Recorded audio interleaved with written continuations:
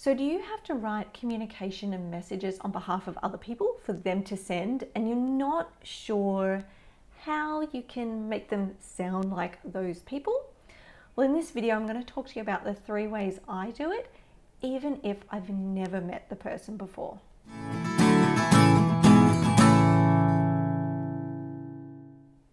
Recently, I had a role that required me to write a lot of communication and talking points and scripts for execs, some of which I had no contact with before. So in these cases, it can be really hard to get a feel for, how to write so it sounds like it's coming from that individual. So in this video, I'm going to talk to you about 3 ways that I try and create communications that sound like the person I'm writing for. So let's start with an example of when you have direct access to this person. In these cases, what I like to do is sit down with them and just talk through the communication. So for example, if you are writing about a particular initiative, you might ask them what their thoughts are on that initiative, what they see as the benefit and the positives. So certain questions like that to really get a feel for not only their sentiment in regards to this initiative, but also as they talk, you will start to pick up on how they phrase things and how they word things and the type of language they use. This is going to give you a really good direction on how to write so it sounds like them, but also what they see as important and is critical about what you're writing about. A really good idea I also find is to record people as they're speaking, because that means that you can listen back and make sure that you can pick up those phrases that they use so it really sounds like it comes from them. I have mentioned before in a previous video that one of the tools I really love using is Otter AI, because it will not only record your conversation, but it will also transcribe that into text. So you can easily pick that up and start editing based on what they've said. So what if you don't have direct access to this person? So it may seem crazy, but I have been asked to do this on a number of occasions. So in these sort of cases, the next best thing to actually talking to them is to try and get some examples of where they've written or spoken before, because then you can start to pick up on their particular style.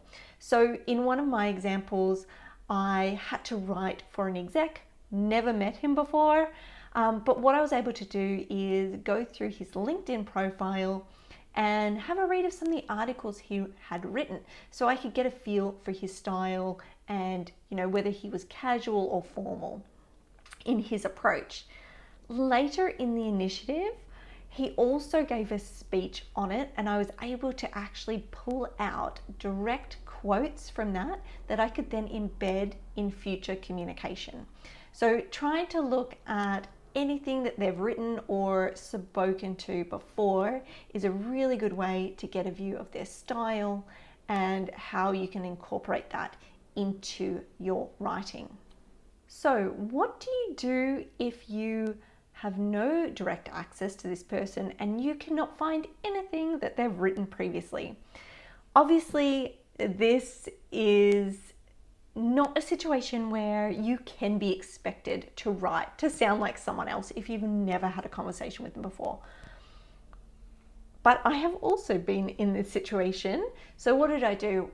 Well, the number 1 tip I would give you is to just write so it sounds like it's written by a human.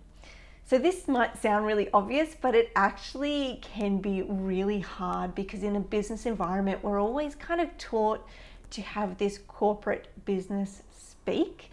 So sometimes it can be hard to do the reverse and just write how you sound. So in that case, my biggest tip is to use a dictation software. So in one of my previous videos, I'll link it up here, I talked about how I do this. But essentially talking through the communication and using a dictation software to turn it from speech to text can be a really good way to get that first draft out that sounds more human. Keep in mind, there is no one on the planet that is going to send out a communication without reviewing it. So at that point, as long as you've got something that sounds human, you can even put little prompts in to say, put your own personal touch on this sentence. And that way you've given them a base, but then they can add their own, language and the way they actually speak into the communication that you've created. So I'd love to know, how would you handle this situation? Let me know in the comments below. And as always, if you want tips and tricks on how you can manage all your information and communication, make sure you subscribe to my channel.